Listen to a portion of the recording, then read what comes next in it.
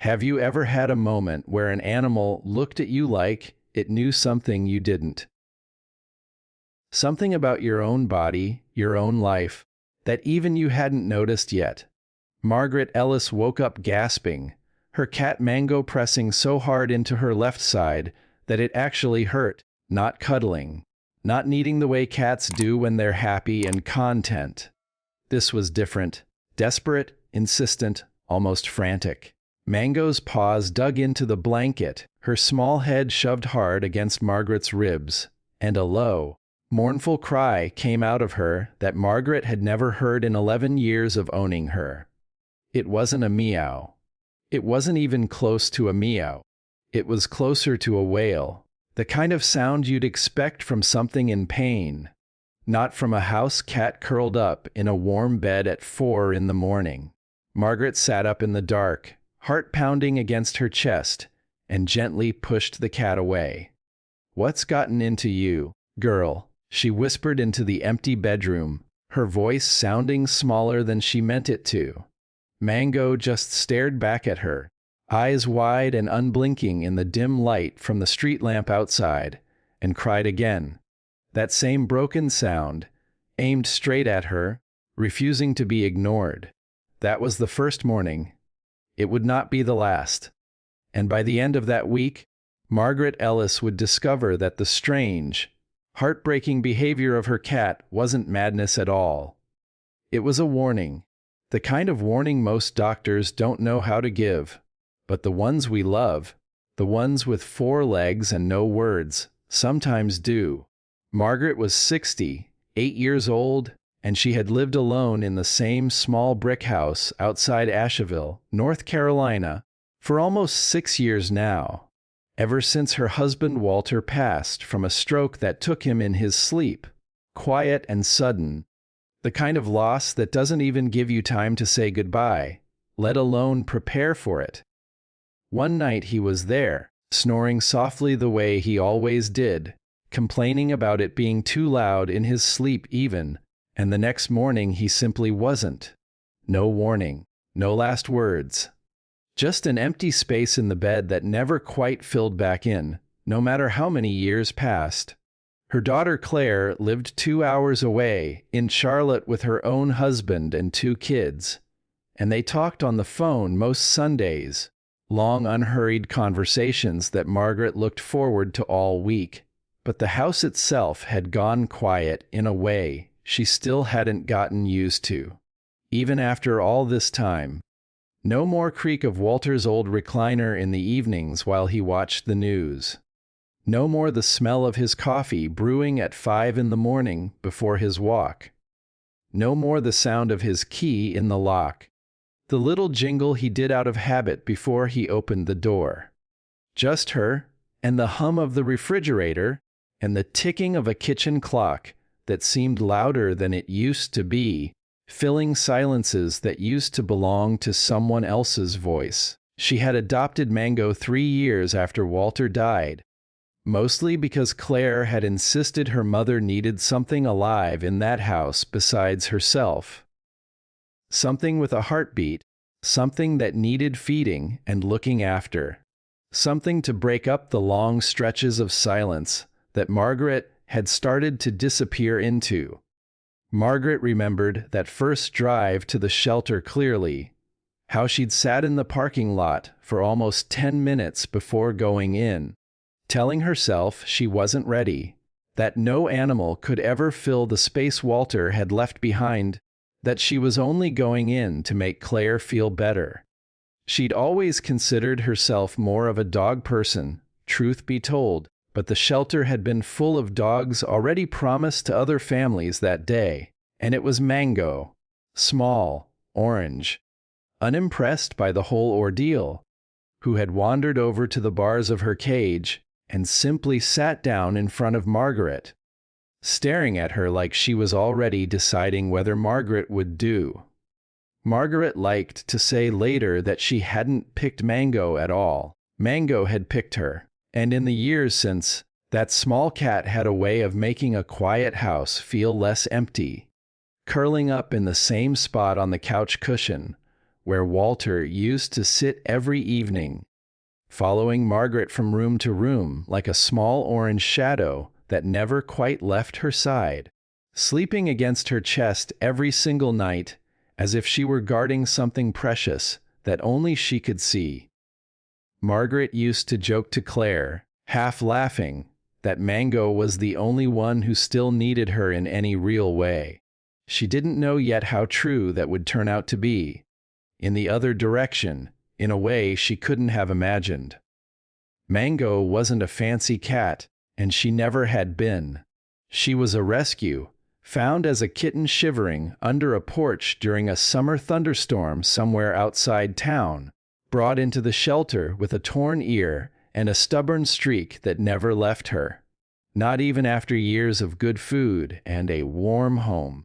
She'd grown into a plump, orange tabby with wide green eyes that seemed to watch everything, missing nothing, weighing every room she entered like she was taking inventory. She wasn't especially affectionate with strangers. Claire's kids had learned that the hard way during their first visit, when Mango had hidden under the bed for 3 full hours rather than be picked up. But with Margaret, she was an entirely different animal.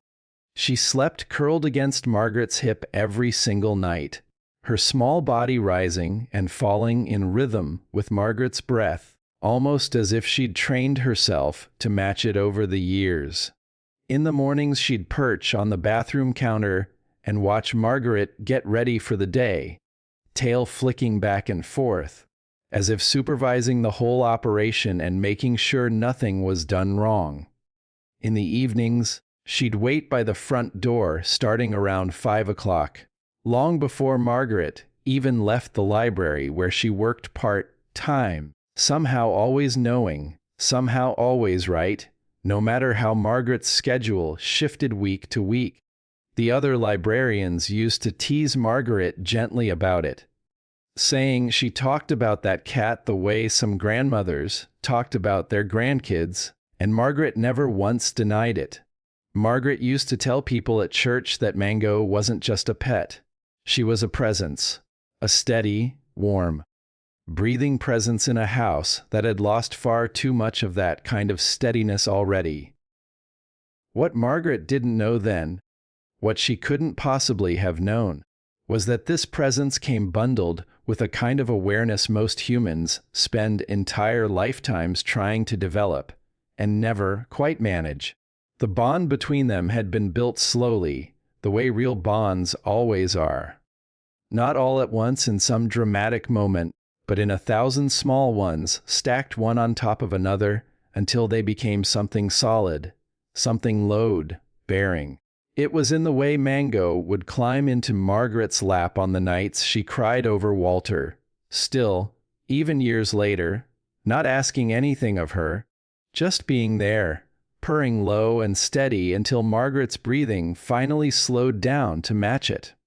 It was in the way Margaret learned every one of Mango's moods over time, when she wanted to be held close, and when she wanted to be left entirely alone, when her cry meant she was hungry, and when it meant something else that Margaret hadn't quite learned to name yet. It was in the small daily rituals neither of them ever spoke of, but both of them kept without fail. Coffee in the morning with Mango perched on the windowsill watching the birds. The 11 o'clock news with Mango stretched long and warm across Margaret's feet. And the very last thing Margaret said every single night before turning off the lamp beside her bed. "Good night, sweet girl," followed always by the same soft, single chirp back, like Mango understood every word of it. There were harder days too. Days Margaret didn't like to dwell on, anniversaries of Walter's passing when she couldn't get out of bed until noon. And on those days Mango never left her side at all, not even to eat, staying pressed against her as though she understood grief the way she understood everything else about Margaret's body. Instinctively, wordlessly, completely, Margaret had lost her husband, and in the strange, unplanned way life sometimes rebuilds itself when you least expect it to. She had found in this small, stubborn cat something she hadn't dared to hope she'd feel again needed. Loved, not alone in the house anymore. She didn't know that Mango, in her own quiet animal way, had spent years studying her. The particular smell of her skin, the rhythm of her body at rest, the tiny changes a human nose could never hope to catch, but a cat's sharper senses absolutely could. It started on a Tuesday, though Margaret wouldn't understand the significance of that Tuesday until much later. She woke to Mango pressed hard against her left side, crying that strange, mournful cry, and she chalked it up to a bad dream, or maybe hunger, or maybe just a cat being a cat in one of her odd moods. She fed her, got dressed, went about her day at the library shelving returns, and helping an elderly gentleman find large, print westerns, and thought nothing more of it by lunchtime. But Wednesday morning, it happened again. The same spot, low on her left side just beneath the ribs, the same pressure, the same desperate cry, only this time Mango wouldn't move even when Margaret nudged her gently with her hand. She dug her small claws into the blanket and pressed her whole body weight into Margaret's flank, refusing to budge an inch, crying until Margaret finally sat all the way up and physically lifted her aside. By Thursday, Margaret noticed something she hadn't let herself admit before, something that had been sitting quietly at the edge of her thoughts since Tuesday. Mango wasn't just lying against her at random. She was pressing into one specific spot, and only that spot, every single morning without fail. Margaret told herself it was nothing. Cats were strange, unpredictable creatures, she reasoned. Sitting at her kitchen table with her coffee going cold. Maybe Mango could smell the new lotion she'd started using, or maybe she simply liked the warmth there better than anywhere else. She didn't want to think about the alternative, that there might be a real reason behind it, and that the reason might not be a good one. Margaret had spent the last several years of her life avoiding doctors' offices as much as she reasonably could, not out of stubbornness exactly, but out of a quiet fear she rarely said out loud to anyone, not even Claire, that walking into a doctor's office alone, at 68, with no husband beside her in the waiting room to hold her hand, made everything feel heavier than it needed to be, more permanent somehow, more real. By Friday, Mango wasn't just pressing anymore. She was crying through the night, waking Margaret at 2 in the morning with a low, broken wail that didn't stop, not even when Margaret reached out in the dark to stroke her fur the way she always did to calm her down. Mango pushed her face into Margaret's side so hard it left a faint red mark by morning, crying like something was deeply wrong, like something needed fixing right now.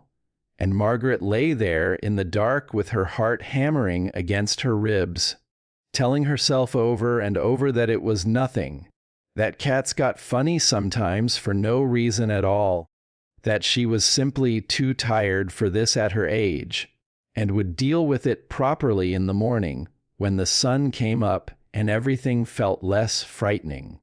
That Friday at work, one of the younger librarians, a woman named Dana who Margaret was fond of, asked her if she was feeling all right, saying she looked pale and worn thin around the eyes.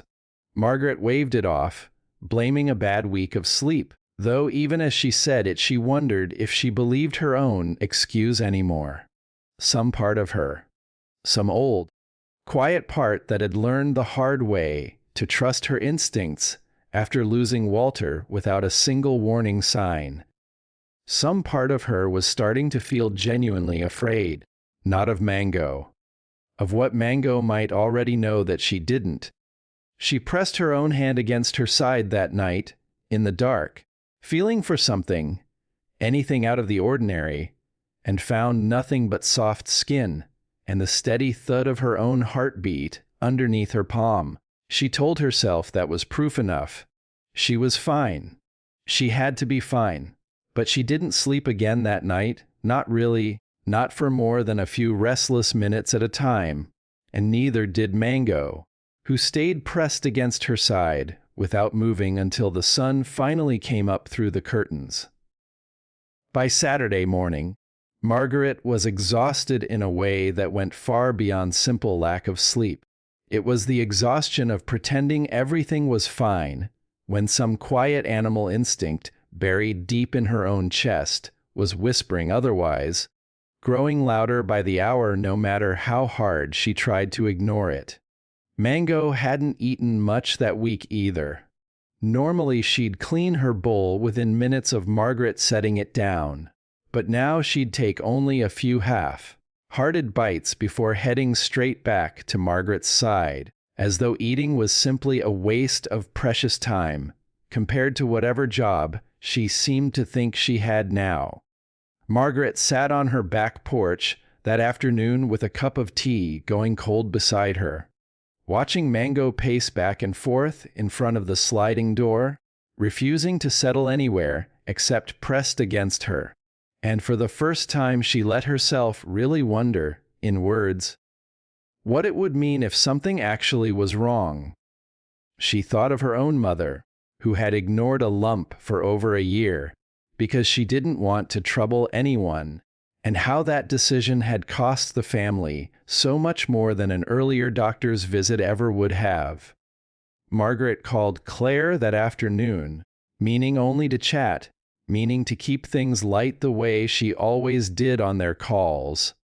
But somewhere in the middle of talking about the weather and Claire's kids and an upcoming church potluck, she found herself saying, almost embarrassed by how silly it sounded out loud, "Mango's been acting strange this week. Pressing into my side every single morning, crying like something's wrong with her." She laughed it off as she said it, the particular kind of laugh people use when they're scared and don't want to admit it, not even to themselves. But Claire didn't laugh along with her. Claire went quiet on the other end of the line for a long moment, and when she finally spoke again, her voice was careful, measured, the voice of someone choosing her words with real caution. "Mom," she said slowly, "has anything hurt? Have you felt anything unusual anywhere?" And Margaret, standing alone in her kitchen with the phone pressed hard against her ear, realized with a small jolt that she hadn't actually checked. Not really. Not the way you're supposed to check these things. She'd been so busy being afraid of what she might find that she'd never once actually let herself look.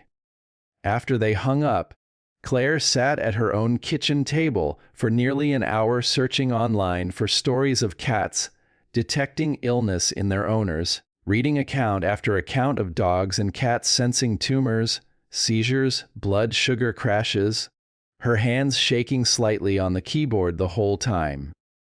That night was the worst one of all. Mango didn't just press against her the way she had every other night that week. She climbed fully onto Margaret's stomach, something she had genuinely never done before in 11 years, and lay there with the full weight of her small body, staring up into Margaret's face in the dim glow of the nightlight by the bed, crying softly, over and over again, a sound so raw and so pleading that Margaret finally broke down in tears herself, not entirely sure why, just feeling the fear crest over her like a wave she could no longer hold back, no matter how hard she tried.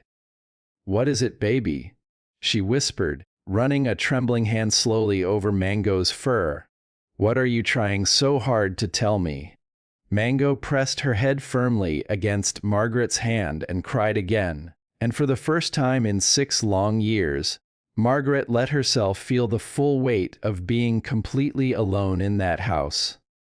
No husband to reach for in the dark, no one to wake up and tell her it would be okay, nothing but a small, terrified cat who seemed to understand something about her own body that she herself still refused to fully face.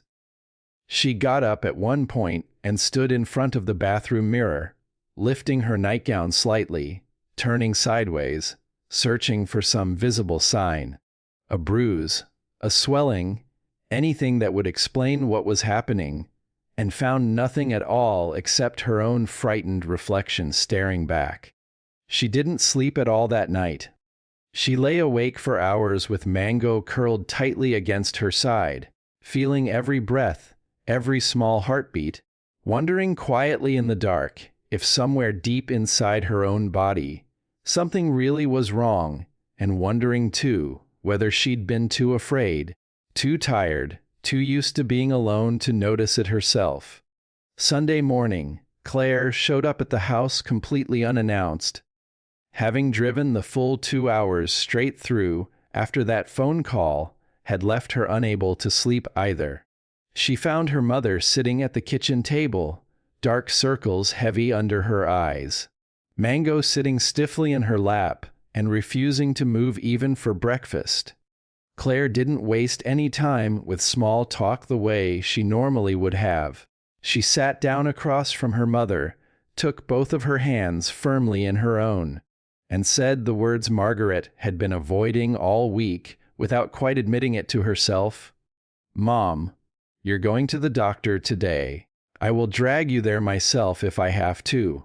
Margaret wanted to argue, some old instinct rising up in her, the same one that had once kept her from calling anyone the morning. She'd noticed something was slightly off about Walter's speech. The same one that told women her age they were simply supposed to push through and not make a fuss over nothing.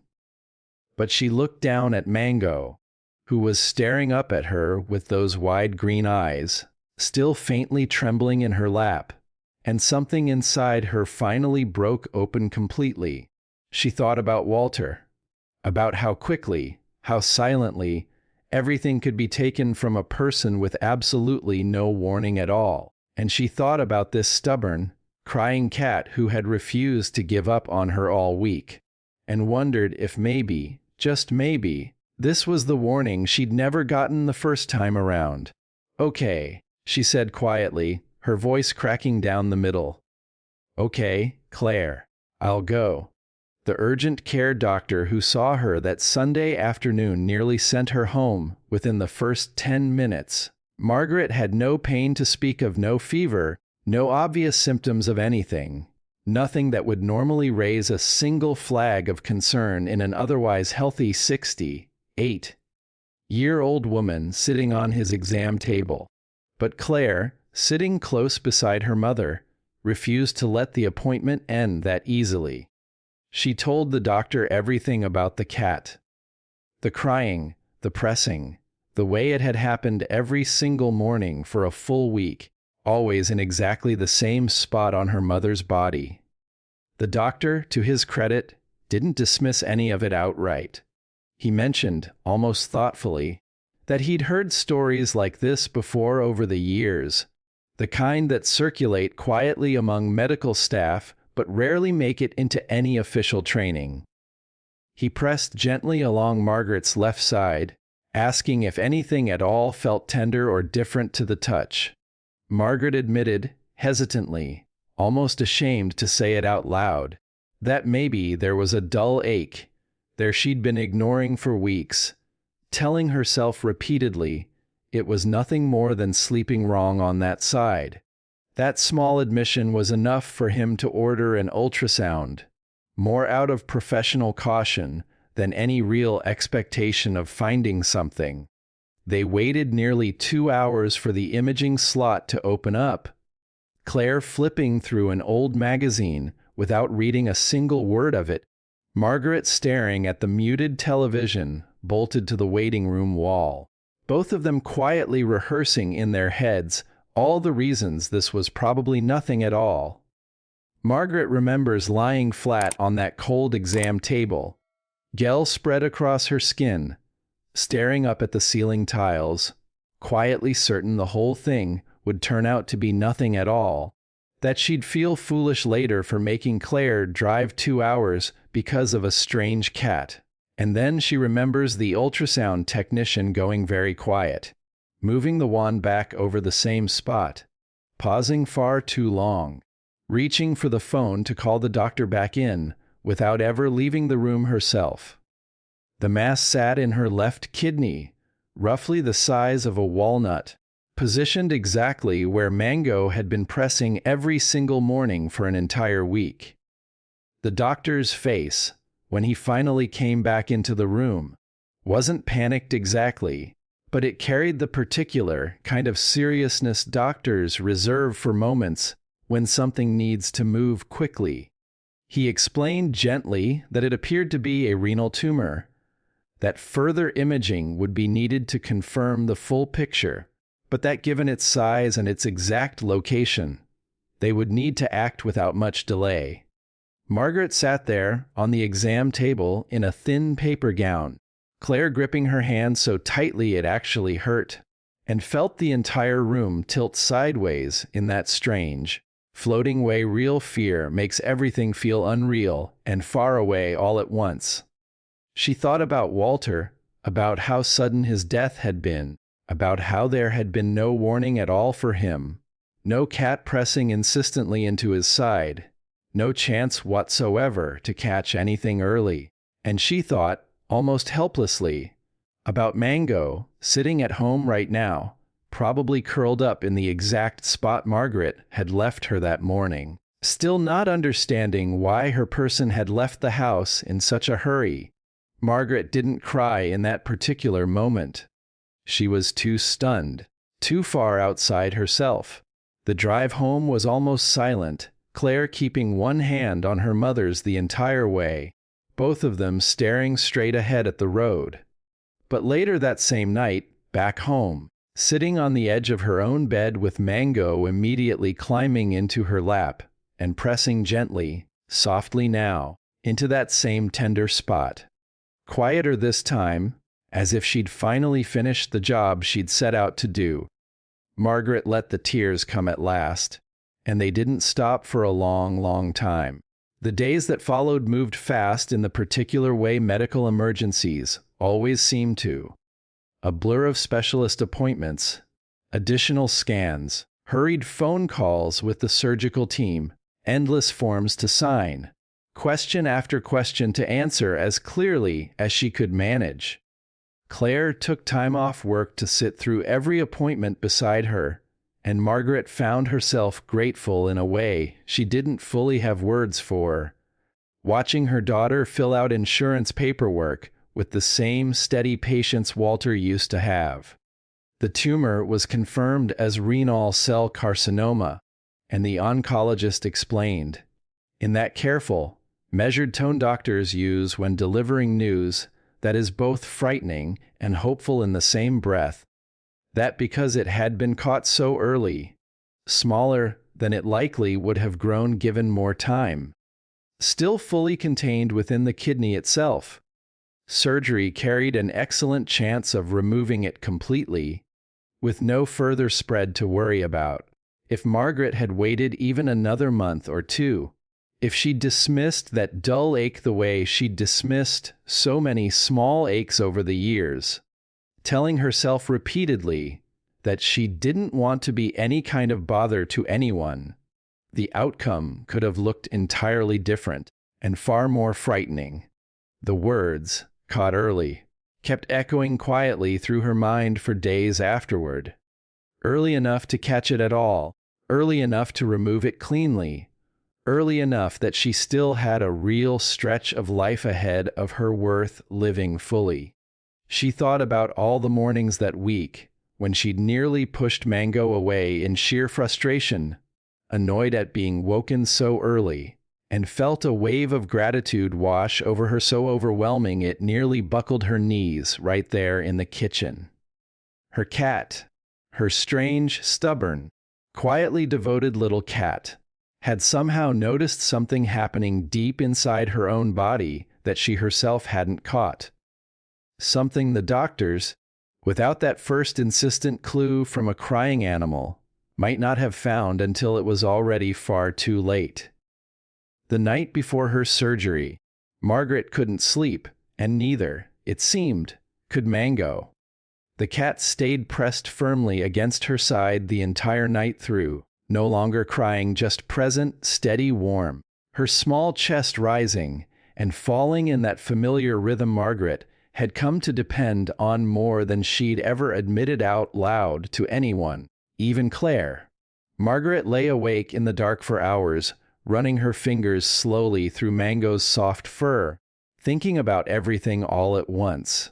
About Walter, about the long quiet years alone in this house, about how close she had come to ignoring the one voice that had actually been trying its hardest to save her all along. She thought, too, about the many small kindnesses Mango had shown her over the years that she'd never fully appreciated until now. The way she'd sit on the windowsill every evening watching for Margaret's car. The way she'd chirp softly at the sound of Margaret's key in the door. The way she never once complained no matter how long Margaret left her alone during a bad week. You knew. She whispered into the darkness, her voice barely above a breath. You knew before any of us did. Mango lifted her head at the sound of Margaret's voice and pressed her small face gently against Margaret's cheek, the exact same way she did every single night before sleep. And for the first time during that long, frightening week, Margaret felt something steady settle beneath all her fear. Not certainty that everything would turn out fine, because nobody can honestly promise that to anyone, but a deep, quiet trust that she wasn't facing whatever came next entirely alone. Claire had offered more than once to stay the night before surgery, but Margaret had gently insisted she go home to her own family, telling her she'd be all right on her own. She hadn't told Claire the real reason she wanted these final hours to herself. She wanted this last quiet night before surgery with the one who had found the danger first, before anyone else had believed her. The surgery itself lasted just under 3 hours, though it felt to Claire, pacing the waiting room floor, like it stretched on for an entire day. Claire sat there the whole time, unable to focus on her phone or the muted television bolted high on the wall, running through every possible worst-case scenario a daughter can imagine while waiting for news about her mother behind closed doors. She texted her husband updates every 20 minutes, even though there was nothing new to report, just to feel like she was doing something instead of only sitting and waiting. When the surgeon finally emerged, still dressed in scrubs, his expression carefully neutral in that particular professional way that gives nothing away until the actual words come out, Claire stood up so fast she nearly knocked over her cold coffee cup. The surgeon told her the procedure had gone well overall. They had removed the tumor entirely, along with clear surrounding margins, meaning everything indicated they had gotten all of it out cleanly. Because it had been caught while still relatively small and fully contained to the kidney itself, they were optimistic. Cautiously so, but genuinely and honestly optimistic, that this would not require any further aggressive treatment beyond careful, regular monitoring going forward. Claire sat back down hard in the waiting room chair, pressing both hands over her face, crying the particular kind of relieved tears that come out sideways after days spent holding yourself together for somebody else's sake. She thought back to that phone call from a week earlier, to her mother laughing off Mango's strange behavior as nothing worth worrying about, and felt a gratitude toward that small cat so large she knew she'd never quite manage to put it fully into words, no matter how hard she tried. Margaret came home 3 days later, moving slowly and carefully, a long, careful scar tracing along her left side where the surgeon had gone in. Still sore, still tender to even the gentlest touch, still frightened in the quiet way that follows any close brush with something this serious. Claire had wanted her mother to stay at her own house to recover properly, but Margaret had insisted on going home. And when Claire finally understood the real reason why, She stopped arguing entirely and simply drove her there herself. The moment Margaret walked back through her own front door, Mango was already there waiting, the way she always waited without fail, and the second Margaret settled carefully onto the couch, exhausted from the long drive home, the cat climbed up gently, almost cautiously, as if she somehow understood something delicate and fragile was happening beneath the surface, and pressed herself softly against that same left side. Quieter now, no more crying, no desperate wailing, just a slow, steady purr resting against the fresh scar, as though she were finishing the job she'd started a week and a half earlier without anyone's help. Margaret sat there with tears sliding silently down her face, one hand resting lightly on Mango's warm back. Feeling the vibration of that purr travel through her own body, like something actively healing her from the inside out. She thought about how strange and beautiful it was that the very same spot where Mango had once cried out in warning was now the exact spot where Mango chose to offer comfort instead, as if the cat's entire job had simply shifted seamlessly from alarm to aftercare, instinctively, without ever needing a single word of instruction from anyone.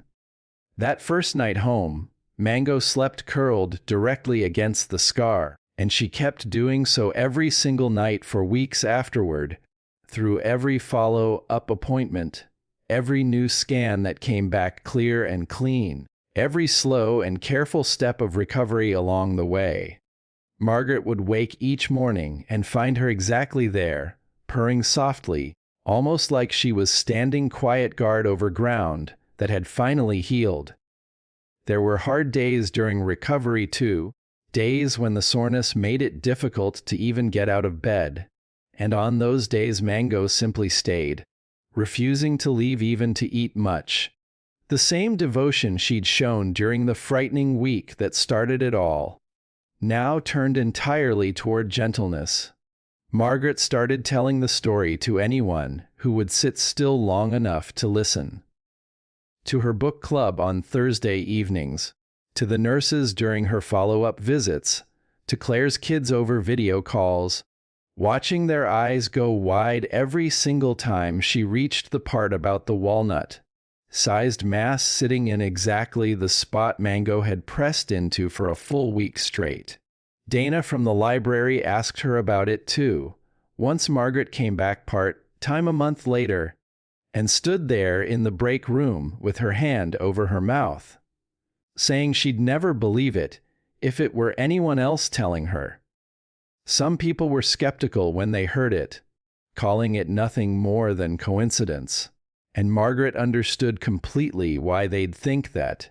It did sound almost too neat, too perfect to be entirely real, but she didn't need anyone else's belief to know the truth of what had happened to her. She had lived it herself, every long and frightening hour of it. She had felt that small, insistent weight against her side every single morning for a week, had heard that mournful cry that simply would not stop no matter what she tried, had ignored her own quiet instincts right up until the moment her daughter finally forced her hand.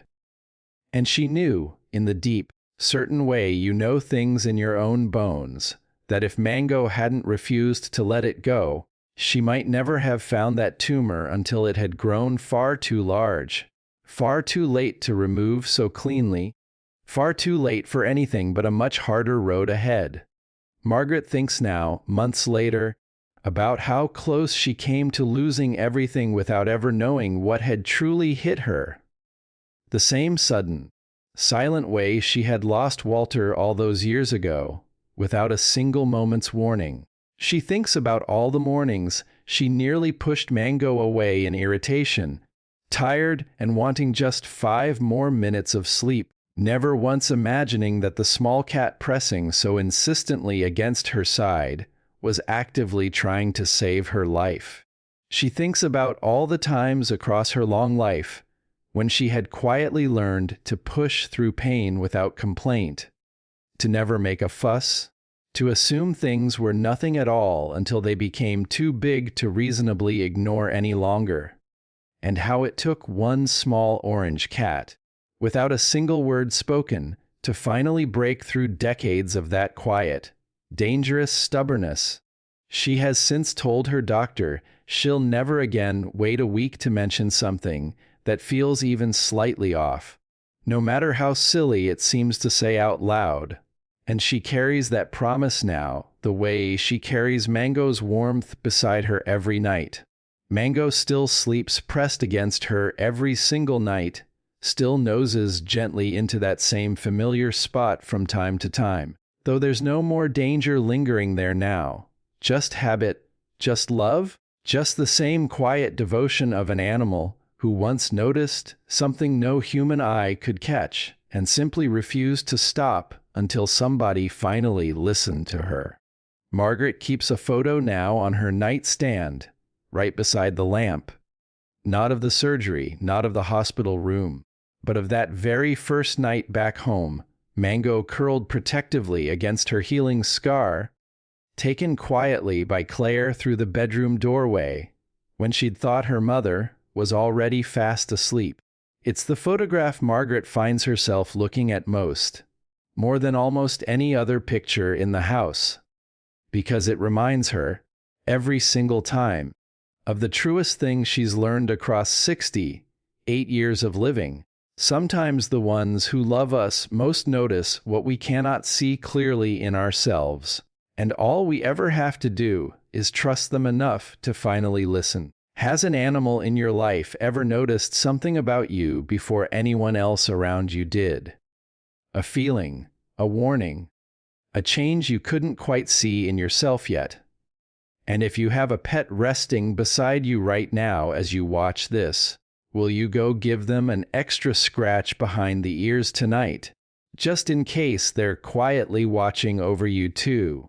If this story moved you even a little, if you believe an animal's love truly is one of the purest things on this earth, hit that subscribe button, because we bring you a brand new story just like this one in every single video, and every one of them is made to touch your heart the way this one touched Margaret's.